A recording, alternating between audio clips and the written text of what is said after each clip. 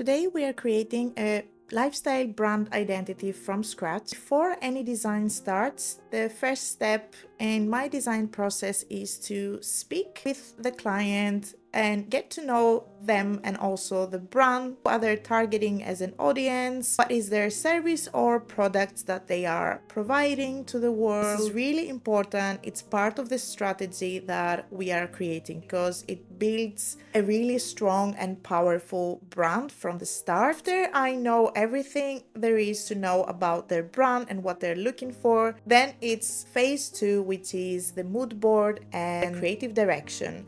This will define the style and the creative direction of the brand, and it's again really crucial because once we agree to a style, this is where I'm going to basing all of the design decisions throughout the design phase. I have found it really helpful throughout the process. So before any design starts, I go through research of the competitors. I read all of my notes about their brand and the clients, their target audience, and I usually present 2 different mood boards that both align with what they're looking for, and they choose one of the 2 as the creative direction of the brand.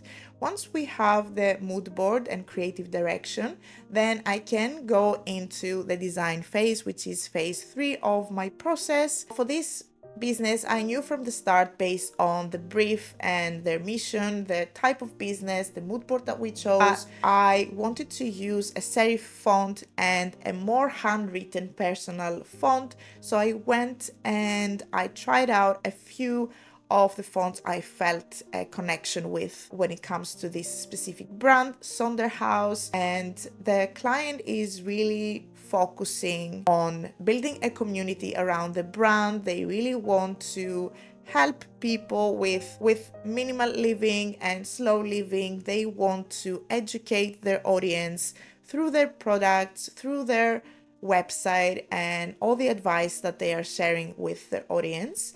So that's why I really felt that the choice of a more handwritten font is perfect for them because it feels like a personal touch, like a signature from maybe the owners, like a personal thank you to their customers. And throughout the design process, I tried lots of different placements, and I wanted to make sure that I connect the 2 fonts, the 2 typefaces, in a way that looks premium and elegant, but still has that connection and that friendliness in the look of the identity. I also adjusted the sizing of some letters and the thickness of some others. I also thought I will try an underline underneath house because I really wanted this to be the main focus of the identity, as this is the more personal feel to it and the reference to the community, the home, and the slow living as well. Then I really wanted to create a modern brand mark, a symbol for the brand, because I knew from the start that they will eventually launch some ceramic products that they will want to stamp underneath to reference as well the modern aspect of the brand. I tried a few things. I tried the combination of the S and the H, but because we have very different typefaces as the type of them, we have a serif and a handwritten one, it felt really detailed and really weird, and I thought I will try something else. So I duplicated the S, and I saw with my very weird creative eye that in between the 2 S's there was a very abstract symbol of an H. So I thought that looks perfect. I tweaked it a bit so that it is a bit more obvious that this is a H, and it still has the curves from the S, so I felt that it's the perfect combination. Then I went ahead and played around with the font and the placement of the slow living, their tagline. It was pretty straightforward. I felt that this project was so clear as a brief from the start that it didn't have a lot of frustration during the design process.